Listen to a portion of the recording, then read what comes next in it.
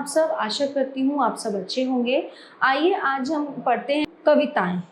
तो इस पाठ, भले ही जीवन क्षणभंगुर है, किंतु क्षणभंगुर मतलब समय का कुछ पता नहीं, 1 मिनट 1 सेकंड का किसी को कुछ पता नहीं कब क्या हो जाए, किंतु इस खिले हुए फूल की भांति मुस्कुराते हुए जीना चाहिए।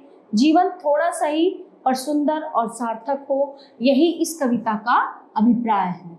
फूल झड़ गए, फूल झड़ गए, क्षण भर की ही तो देरी थी, अभी अभी तो दृष्टि फेरी थी, इतने में सौरभ के प्राण हर गए, फूल झड़ गए।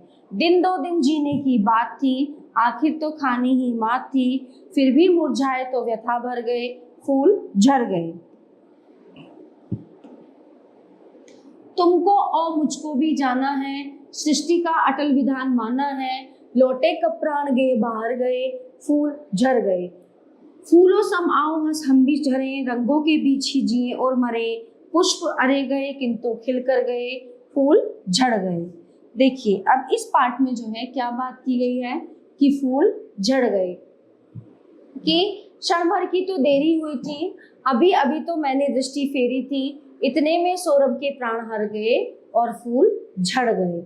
ओके, दिन 2 दिन जीने की बात थी, आखिर तो खानी ही मात थी। कहने का इस पाठ का जो अर्थ है ये है कि एट द एंड, अंत में क्या होता है, इस संसार से, इस दुनिया से सभी को जाना है, लेकिन जितना जीवन है, जितना जीवन हम अपना जीते हैं, हंसते हुए मुस्कुराते हुए अच्छे से खुशी से हमें अपना जीवन जीना चाहिए। क्योंकि इसमें पाठ में शुरू में बताया गया है कि जीवन तो क्षणभंगुर है, मतलब 1 मिनट 1 सेकंड का कोई पता नहीं कि अगले पल क्या हो जाए, है ना, किसकी कब मृत्यु हो जाए। तो एट द एंड सबको फूलों की तरह झड़ना ही है, मुरझाना ही है, तो क्यों ना हम अपना जीवन हंसी खुशी आनंदमय तरीके से और अच्छे विचारों से अपना जीवन जिए। ठीक है, तुम्हें भी जाना है, मुझे भी जाना है, और सृष्टि का जो है ये विधान है कि जो आया है वो जाएगा ही। ठीक है, अब जो प्राण चले जाते हैं वो कभी वापस नहीं आते, है ना। फूलों सम आओ हंस हंस हम भी जरे, हम भी जो है जैसे ये फूल हंसते हैं, खिलखिलाते हैं, खिलते हैं, उन्हीं की तरह हम भी खिले, और रंगों के बीच इस रंग भरी दुनिया में हम अच्छे से जिए। पुष्प अरे गए किंतु खिल गए, फूल झड़ गए। अब क्या हुआ, एक दिन हमें भी फूलों की तरह झड़ना ही है, गिरना ही है, तो क्यों ना हम अपना जीवन आनंद में मुस्कुराते हुए और खिलखिलाते हुए जिए। कविता 2, हम चले तो रुक ना पाए। हम चले तो रुक ना पाए, हम पथिक हैं प्रेम पथ के, सूत्र हैं हम हृदय रथ के, हम कथन हैं हर आकत के, हम बने हुए कोश अनुपम, जो कभी भी चूक ना पाए। हम चले तो रुक ना पाए, पर्वतों की श्रृंखलाएं, बिजलियों की अर्गलाएं, 10 दिशाओं की बुझाएं, चाहती थी सिर झुके पर सिर हमारे झुक ना पाए। हम चले तो रुक ना पाए। था विरोधी जगत सारा, चाहता था मिले कारा, टूट जाए हर सहारा, शत्रु ने तो बहुत ढूंढे, पिंजरों में छुप न पाए, हम चले तो रुक ना पाए।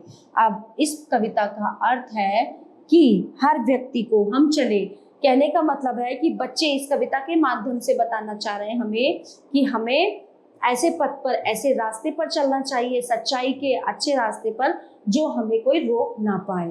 ठीक है, सबकी मदद करते हुए, सबका कल्याण करते हुए हमें ऐसे रास्तों पर चलना चाहिए। ठीक है, हाँ, हम बने वह कोश अनुपम, जो कभी भी चूक न पाए, हम चले तो रुक ना पाए। पर्वतों की श्रृंखलाएं, यानी कि पर्वतों की जो श्रृंखलाएं होती हैं उनकी तरह हम बढ़ते चलें, बिजली की तरह हम चमकते चलें। ठीक है, 10 दिशों की भुजाओं के समान हम मजबूत हों। ठीक है, वो क्या है, चाहती थी सिर झुके पर सिर हमारे झुक ना पाए।